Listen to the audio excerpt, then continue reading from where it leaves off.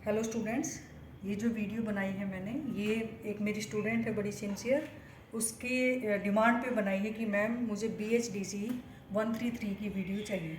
तो आइए बात करते हैं 133 वीडियो की बात। BHDC 133 जो कि आपकी BAG सेकेंड ईयर में है, Indira Gandhi national open university में। BHDC कोड जिसका 133 है, उस पेपर का नाम है आधुनिक हिंदी कविता। तो इस वीडियो में हम इसके सिलेबस के बारे में बात करेंगे कि सिलेबस जो है कितने खंडों में विभक्त किया गया है और उनमें टोटल यूनिट कितनी है। तो इस पेपर की बात करें तो बच्चों, इस पेपर में 3 खंड हैं।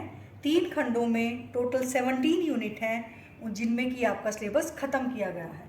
अब हम बात करते हैं खंड 1। खंड 1 का नाम है भारतेंदु युग एवं द्विवेदी युग। भारतेंदु युग एवं द्विवेदी युग जो कि खंड 1 है, इसमें आपकी 6 यूनिट दी गई हैं।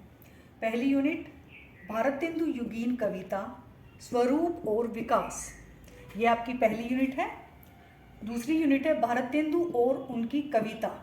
इन दोनों ही यूनिट में हम भारतेंदु जी के बारे में पढ़ेंगे, उनकी कविता के बारे में पढ़ेंगे कि उसका स्वरूप और विकास कैसे हुआ। इस पर मेरी एक अलग से वीडियो है जिसको मैं डिस्क्रिप्शन बॉक्स में दे दूंगी लिंक, वहाँ पर आप जाके देख सकते हैं इसके नोट्स।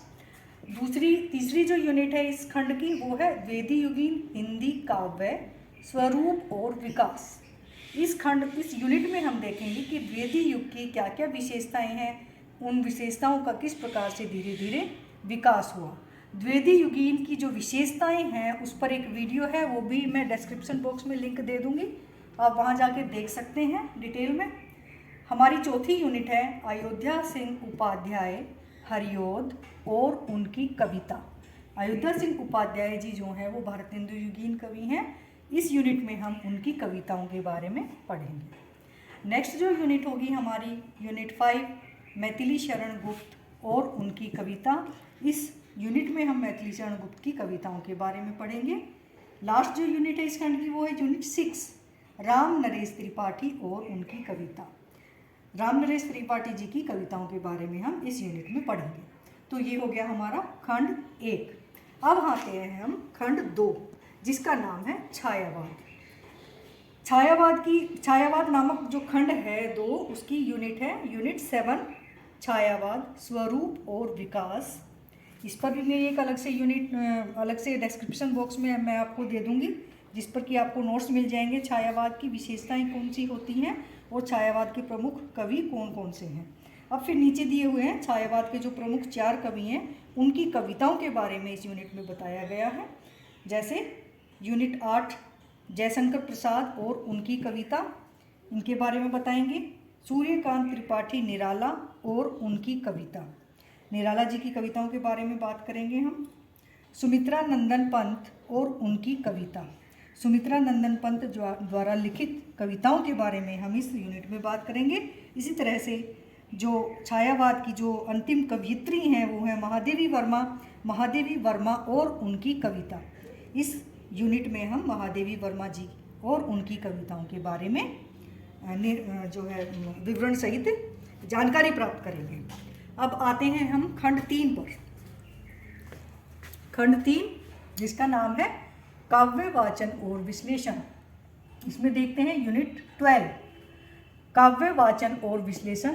ये जो यूनिट है आपकी, इसमें जो प्रमुख कवि दिए गए हैं उनकी जो कविताएं हैं उनका हम वाचन करेंगे।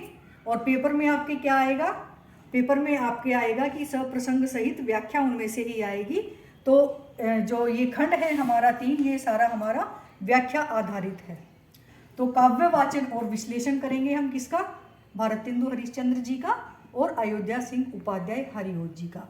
हरिओद जी की प्रिय प्रवास नामक जो काव्य है उसके बारे में हम जानकारी प्राप्त करेंगे। कुछ जो चयन की गई जो पंक्तियां हैं, जो पद्यांश हैं, उनका हम विस्तार से वर्णन करेंगे, सप्रसंग व्याख्या करेंगे।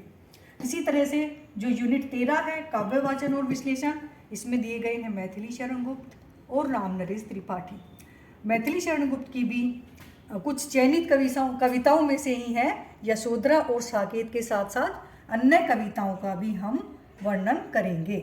इसी तरह से राम नरेश त्रिपाठी की 2 कविताएं, अन्वेषण और वह देश कौन सा है, इन कविताओं का हम अध्ययन करेंगे। नेक्स्ट जो यूनिट है हमारी वो है इकाई 14 काव्य वाचन एवं विश्लेषण। इसमें जयशंकर प्रसाद जी को लिया गया है। जयशंकर प्रसाद जी की कविताएं जैसे बीती विभावरी जागरी, ले चल मुझे बुलावा देकर आदि अन्य कविताओं का हम यहाँ पर विवेचन विश्लेषण प्रसंग सहित व्याख्या करेंगे। आगे आता है हमारा यूनिट 515 काव्य वाचन एवं विश्लेषण सूर्यकांत त्रिपाठी निराला। यहाँ पर निराला जी की कविताओं के बारे में पढ़ेंगे, जैसे बादल राग है, भिक्षुक है, संध्या सुंदरी है, वह तोड़ती पत्थर है। इन कविताओं का हम प्रसंग सहित व्याख्या कैसे करनी है ये जानेंगे। नेक्स्ट जो यूनिट है हमारी यूनिट 16 है काव्य वाचन एवं विश्लेषण। इसमें पंत जी को दिया गया है, सुमित्रा नंदन पंत जी को, और इनकी जो कविताएं हैं पल्लव, मौन निमंत्रण आदि अनेक जो कविताएं हैं उनका हम यहाँ पर जानकारी प्राप्त करेंगे कि इन कविताओं के माध्यम से उन्होंने क्या संदेश दिया है। इसी तरह से जो हमारी लास्ट यूनिट है वो है यूनिट 17 काव्य वाचन एवं विश्लेषण महादेवी वर्मा। यहाँ पर हम महादेवी वर्मा द्वारा लिखित कविताओं के बारे में जानकारी प्राप्त करेंगे और उनकी व्याख्या भी करेंगे। जैसे पंथ होने दो अपरिचित, ये महादेवी वर्मा जी की कविता है। ये है मंदिर का द्वीप, और ये जो है महादेवी वर्मा द्वारा लिखित जो 2 कविताएं हैं, इनके साथ साथ अन्य कविताओं के बारे में भी जानकारी प्राप्त करेंगे। तो एक तरह से ये BHDC 133 आधुनिक हिंदी कविता के सिलेबस का एक ओवरव्यू आपके सामने था कि पूरा सिलेबस क्या है।